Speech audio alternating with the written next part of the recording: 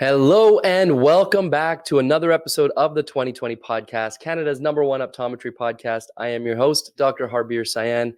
And as always, thank you so much for taking the time to join me here to learn and to grow and to support the podcast. Everything that you do, to listening, to watching, to commenting and subscribing and all those things, amazing things mean so much to me. So thank you so much for doing all of that. Truly, truly, truly grateful. Today's episode is going to be an episode of the Eye2Eye series. So if you've been listening to the podcast for a while, then you're probably familiar with Eye2Eye. Eye2Eye is a solo episode with just this guy right here, sharing some thoughts and experiences that I have about certain things in the industry or within the profession, and often piggybacking off of some of the things that my amazing guests have shared with me over the years. So in this episode, I am both piggybacking off of the last episode, which was with Kevin Wilhelm from Pod Marketing / Marketing for ECPs. And he talked about how to build a culture that will help you attract and retain top talent. And as I was talking to him, I was thinking about an interview that I did last year with Dr. Justin Manning, who talked to me about his 3 pillars of building a strong culture. Dr. Justin Manning is the Chief Member Experience Officer at PECA. And in this interview that I did with him last year while I was at Vision Expo, he shared his 3 pillars for building a strong culture. And these are the things that he goes into different practices and he talks to the owners and he talks to the managers and the staff and he dives into what they can do to improve the culture that they have. And so he's got a lot of firsthand experience. And I really resonated with a lot of the things that Justin was talking about, and it reminded me a lot of things that are going on in my own offices and things that we're doing well and perhaps not doing well that we need to improve on. So what are Dr. Justin Manning's 3 pillars for building a strong culture? Number 1 is vision. Number 2 is empathy. And number 3 is accountability. And in the next few minutes, we're going to dive into each one of those and explore what they each mean and how we can apply those in the real world in our own modes of practice. Okay, so number 1 is vision. And a quick quote from Justin in this episode, in this interview, he said, help your team connect the day-to-day role of their job with the bigger impact on the patients, the community, and society at large. So in essence, help them see the bigger picture, right? A lot of times we go to work and we're just kind of stuck in the mundane activities that we have to do, and we forget that the impact that they can have on our patients, on our community. And it's really important to remind them. Justin said, there's no such thing as overemphasizing or oversharing your vision.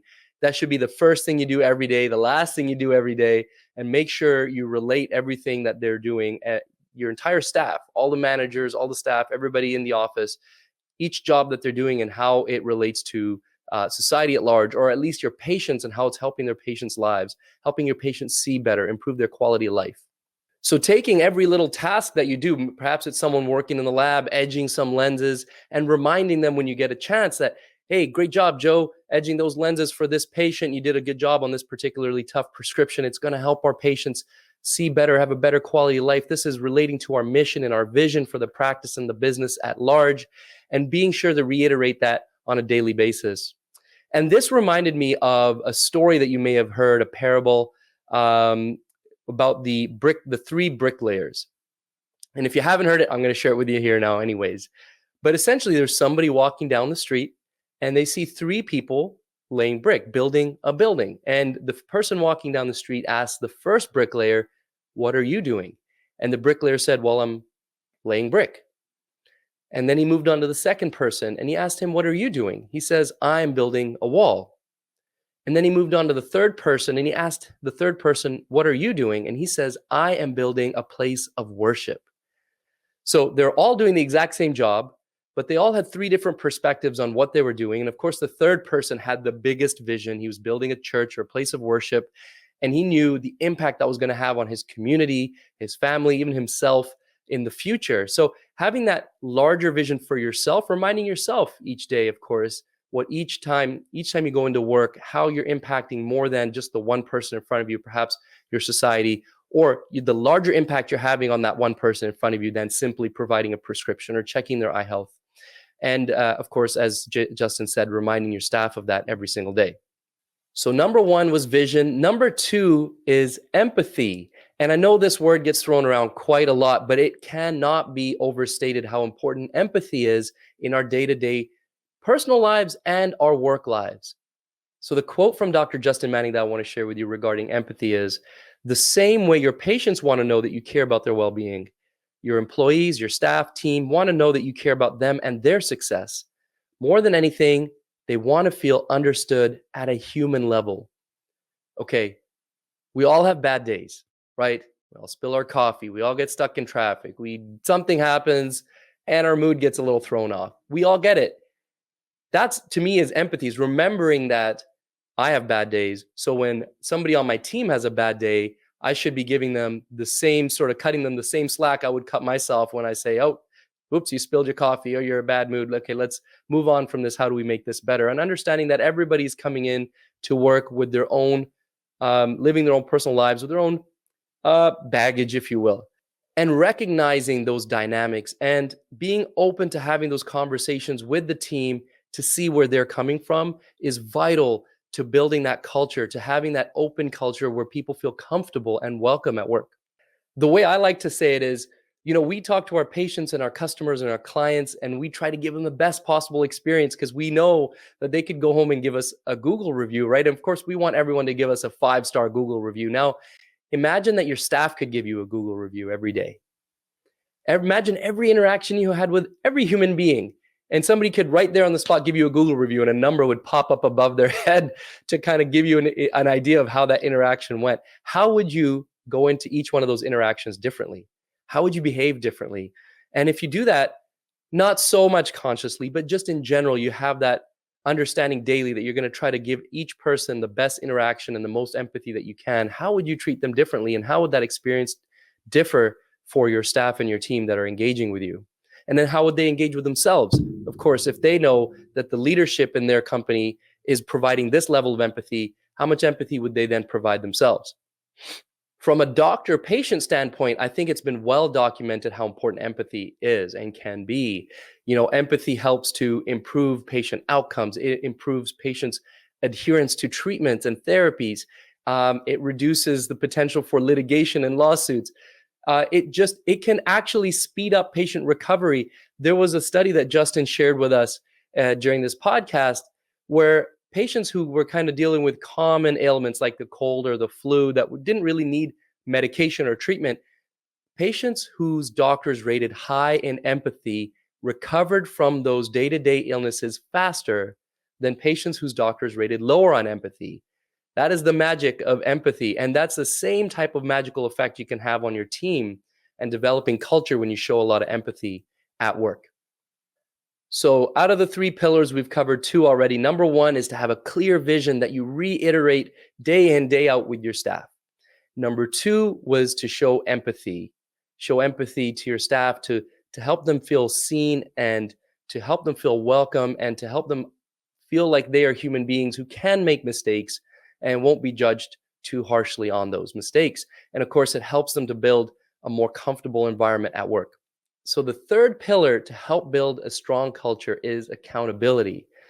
And part of accountability is providing feedback, providing praise, providing constructive criticism, holding your staff and your team and yourself accountable to the goals and the tasks that you have assigned. So Justin shared an interesting finding from the Harvard Business Review regarding accountability. He said the Harvard Business Review said that you should have 4 praises, 4 pieces of positive feedback for each piece of developmental or constructive feedback or criticism. That's a lot if you think about it. 4-to-1 ratio sounds like a lot, but of course that's not happening all at once. You're not saying, okay, here's 1, 2, 3, 4 nice things. Now I got to give you a piece of constructive feedback. It's just knowing that you're always providing that constant feedback.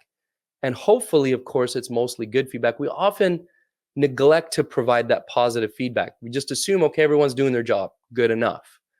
But it's important to remind people that they're doing their job well, because they don't want to forget that their task is important and critical to the success of the business.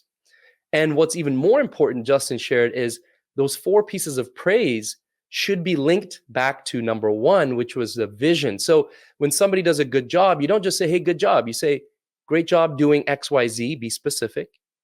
And that task, that piece of, that positive thing that you've just done relates to our vision and the greater goal that we have to help our community.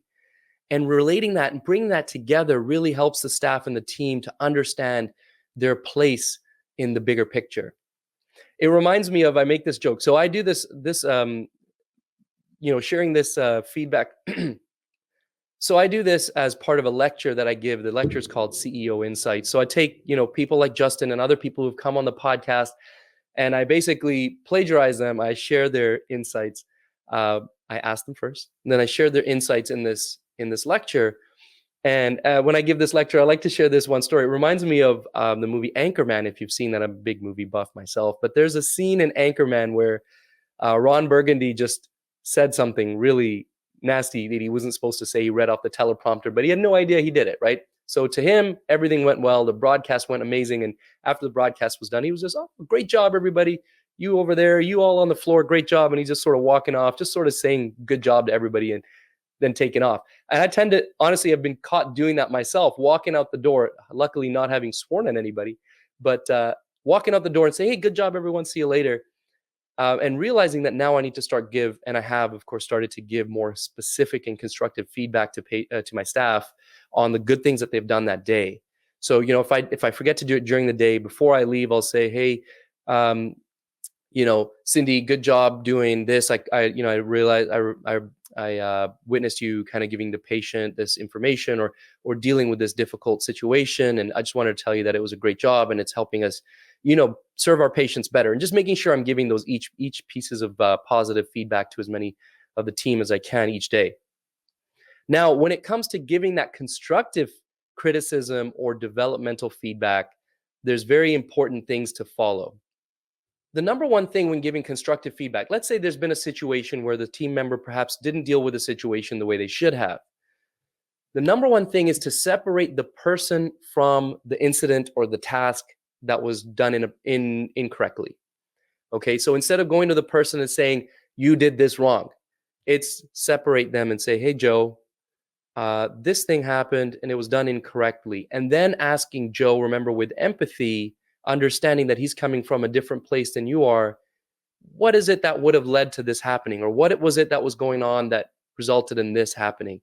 And making sure those two are separate. The person and the task or the event that happened are separated. So the person doesn't feel like they're being attacked.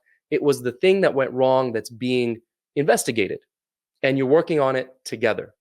And of course, then once you've determined what went wrong, talking about why it was wrong and how it should be done better and how it could be corrected next time or avoided the next time. But that was the key piece of feedback that Justin had given when giving constructive criticism or developmental feedback, is to separate the person from the action.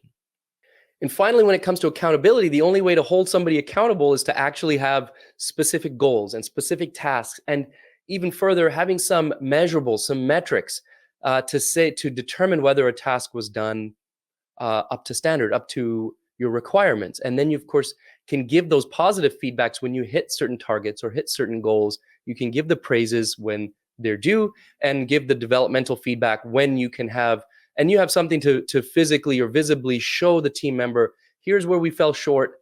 Let's talk about why that happened and how we can do it better. So really, really important to be transparent, to be very clear with the objectives and clear as to why certain objectives were met and why they were not met. So staff don't feel like they're being kept in the dark and that you're perhaps judging them or evaluating them on criteria that they're not clear with, right? Being very clear about that. When I've spoken with other people, even Kevin Wilhelm in the last episode when we talked about building a culture, it's very, very important to be very clear about what's expected, how we're all going to get there together, and how the team is working towards all of that. And then, of course, talking about when things, metrics were met and when they were not met. So those were the three pillars of building a strong culture, thanks to our friend, Dr. Justin Manning. Number one, having a clear vision. Number two, showing empathy. And number three, having accountability at all levels, from the top to the bottom, being accountable and being open to discussing that level of accountability with everybody. All very, very important, all vital, all critical to developing a strong culture in your business. I will say from my perspective, I'll always like to share that, for me, I'm always a work in progress. Some days we hit all three of these bang on and it's magical. And most days we're working on one or the other, or even two out of the three potentially. The number one thing that I personally like to come in and lead with is empathy. And I try my hardest to do that every single day. And then also be clear on the accountability. I would say the one thing that I'm probably weakest on is sharing my vision, sharing our vision for the goal, for the practice, and where we want to go and how we want to help our community. But that's something that we're working on. And, just to kind of add my 2 cents, this is something that Justin did talk about as well. But, sitting down with the team, sitting down with the staff regularly is vital. I haven't done that enough over the years. We've started to do that a lot more. And instantly I've seen how impactful that can be. A lot of the people I speak to who have great culture and have great structure in their business, it's because they have regular, and regular usually means weekly meetings. We're at the monthly, maybe twice a month kind of cadence right now, but we're trying to get more regular, because every time, the more frequently you meet, the more quickly little issues will come up and can get sorted and dealt with, and they don't linger and start to eat away at the culture. Now, of course, having a good culture also means recruiting good people, bringing good people, training them well, and developing that, nurturing those good people, those talented people. And that's something that I'm not going to talk about so much in this one. I want you to go back and listen to the episode with Kevin, because he talks all about that. Pod Marketing, his company that he's the founder of, won an award recently, a national award for a company that was admired in their strong culture that they have in their corporate culture. And honestly, if you look at what they do, the way they showcase it, they advertise it the same way that, I would use social media to advertise to patients about how great my clinic is. They use social media to advertise to potential employees about how amazing the culture is at their office. So I encourage you to go check them out. Go listen to that episode. And if you want to rewind even further, you can go back and find the episode with Justin, which was part of a kind of a collaborative episode I did with 3 or 4 different guests when I was at Vision Expo last year. I think you'll find that insightful as well. As always, thank you so much for listening, guys. I hope you found this valuable. If you did, please take a screenshot, send a link to a friend, let people know that we're sharing this information here on the podcast. Thanks, as always, for tuning in to the 2020 podcast, Canada's #1 optometry podcast. I will see you guys in the next episode.